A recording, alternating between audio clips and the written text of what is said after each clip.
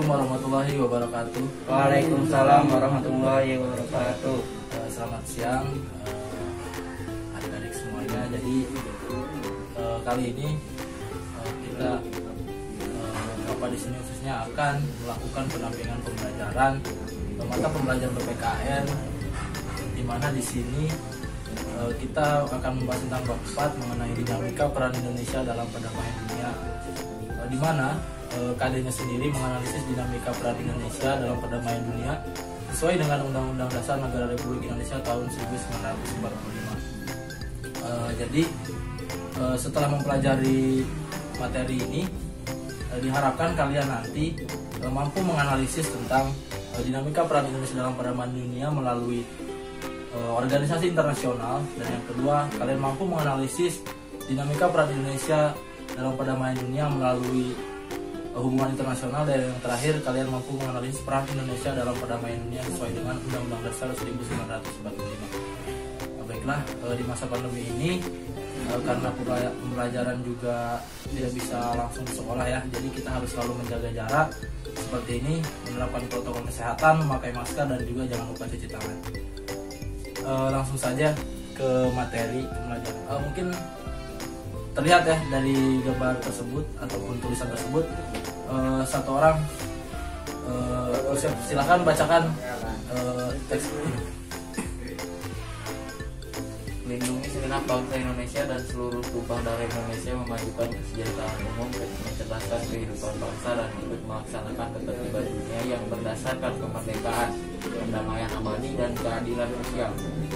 Nah ya, ini kan udah dengar ya tadi semuanya juga, dan mungkin sudah melihat, pasti semuanya juga udah pada tahu ini adalah salah satu bunyi dalam pembukaan Undang-Undang Dasar 1945 alinea keempat, yang dimana ini adalah tujuan bangsa atau negara Indonesia yang tertuang dalam pembukaan Undang-Undang Dasar 1945 alinea keempat. Nah, dalam tujuan negara Indonesia tersebut, dalam pembukaannya sendiri di sini yang kita garis bawahi adalah mengenai kata yang ikut melaksanakan ketertiban dunia yang berdasarkan kemerdekaan, perdamaian abadi, dan keadilan sosial. Nah, jadi konsekuensi dari tujuan negara Indonesia tersebut adalah bangsa Indonesia harus ikut serta berperan dalam menciptakan perdamaian dunia khususnya. Selanjutnya di sini pembahasan inti kita yaitu mengenai peran Indonesia dalam menciptakan perdamaian dunia. Nah, di sini terbagi menjadi dua, yang pertama melalui organisasi internasional, dan yang keduanya melalui hubungan internasional. Nah, di sini yang pertama yaitu mengenai hubungan internasional, sebagaimana tertuang dalam Undang-Undang Dasar Nomor 37 tahun 1999. Ada yang mau membacakan? Silakan. Siapa? Siapa? Adi. Silakan bacakan yang bagian ini. Kelihatan nggak? Nggak. Lihat aja, kelihatan nggak? Enggak. Jadi baik, saya bacakan aja. Jadi yang dimaksud dengan hubungan internasional adalah kegiatan yang menyangkut aspek regional dan internasional yang dilakukan oleh pemerintah di tingkat pusat dan daerah, lembaga negara, badan usaha, organisasi politik, organisasi masyarakat, LSM atau lembaga swadaya masyarakat, ataupun warga negara. Jadi yang dimaksud dengan hubungan internasional ini adalah hubungan yang dilakukan oleh negara tetapi melewati batas-batas regional ataupun batas-batas wilayah negara. Jadi contohnya misalkan negara Indonesia kerjasama dengan Malaysia, nah itu kan antar negara ya, jadi disebut juga sebagai hubungan internasional gitu. Hubungan internasional juga ada hubungan bilateral, yaitu hubungan antar negara dengan negara atau antar dua negara, dan ada juga hubungan multilateral, yaitu antar banyak negara gitu. Jadi contohnya kayak ASEAN kan itu termasuk dalam organisasi internasional, tapi juga hubungan internasional yang melibatkan banyak negara seperti itu. Di sini peran Indonesia dalam menciptakan perdamaian dunia melalui hubungan internasional ini terbagi menjadi tiga. Nah, yang pertama makna hubungan internasional tadi sudah dijelaskan. Yang kedua pentingnya hubungan internasional bagi Indonesia. Yang ketiga politik luar negeri Indonesia dalam menjalin hubungan internasional. Nah, yang kedua di sini, kenapa sih misalkan hubungan internasional itu penting bagi Indonesia atau misal bagi negara kita?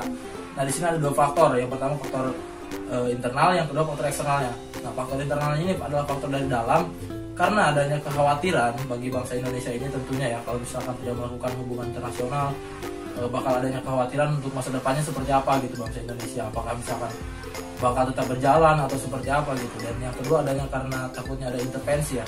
Intervensi itu adanya pengaruh ataupun memang adanya tekanan dari negara-negara lain gitu. Jadi kalau misalkan tidak adanya hubungan internasional, bukan tidak mungkin negara-negara yang di Eropa atau misalkan di benua lain dapat kembali menguasai Indonesia gitu. Pada zaman dulu kala juga kan Indonesia pernah dijajah gitu, seperti itu. Walaupun memang bukan dijajah dari segi negara, tapi bisa dijajah dari segi politik, ekonomi mungkin seperti itu. Nah, yang kedua adalah faktor eksternalnya, di mana karena memang pada dasarnya negara ini tidak bisa hidup sendiri gitu, tidak dapat berdiri sendiri seperti halnya manusia.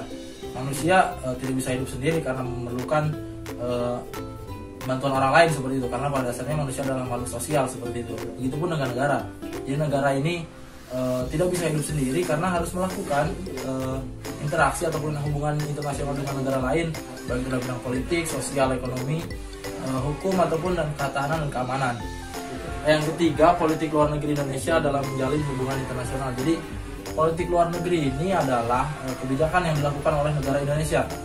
Contoh misal Indonesia menerapkan kebijakan ekspor impor bagi negara-negara lain, contohnya Cina.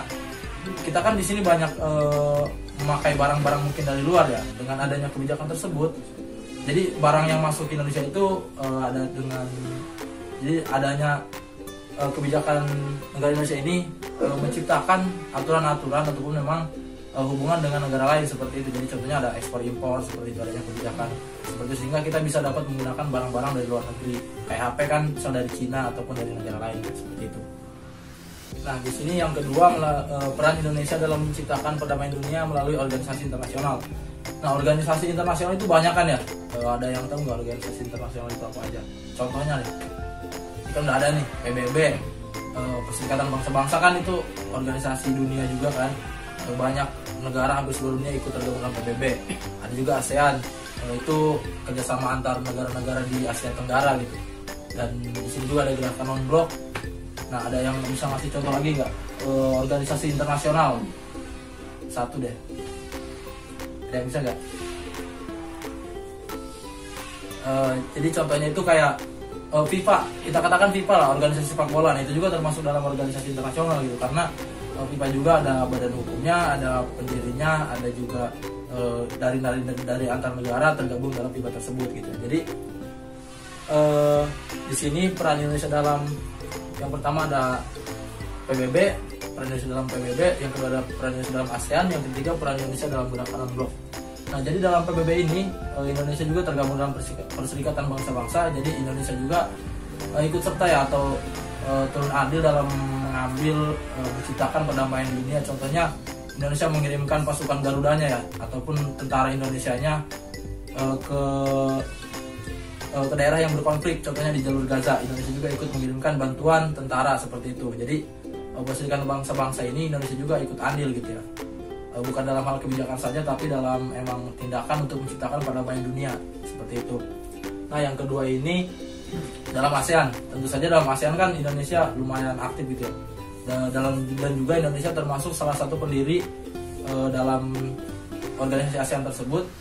ASEAN ini kan wilayah Asia Tenggara ya. Jadi Indonesia juga lumayan aktif dalam kerjasama baik dalam bidang ekonomi maupun dalam bidang politik, ataupun kalau sekarang masa pandemi ini Indonesia juga kan melakukan kerjasama, contohnya dengan Singapura melakukan kerjasama dalam bidang kesehatan, khususnya dalam menangani pandemi COVID ini. Nah, yang ketiga ini ada peran serta Indonesia dalam gerakan non-blok. Indonesia juga salah satu pendiri gerakan non-blok, di mana gerakan non-blok ini yang dimaksud adalah karena pada zaman dulu Perang Dunia Kedua ada dua blok ataupun memang yang menguasai dunia ini. Yang pertama yaitu yang pertama Uni Soviet dengan komunisme ataupun memang disebut dengan blok timur.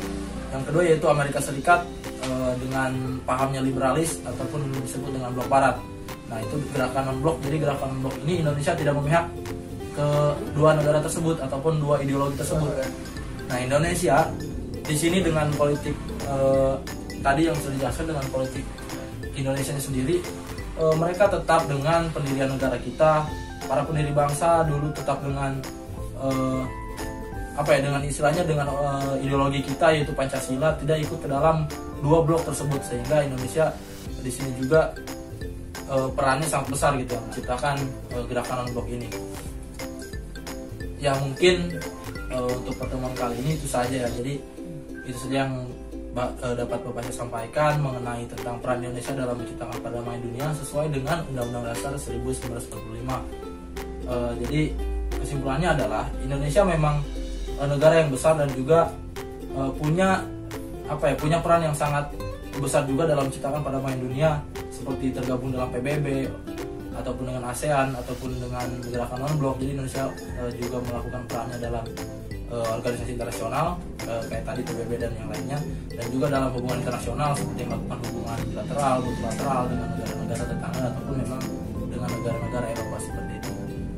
Ya mungkin itu saja, kurang lebihnya mohon maaf. Assalamualaikum warahmatullahi wabarakatuh. Waalaikumsalam.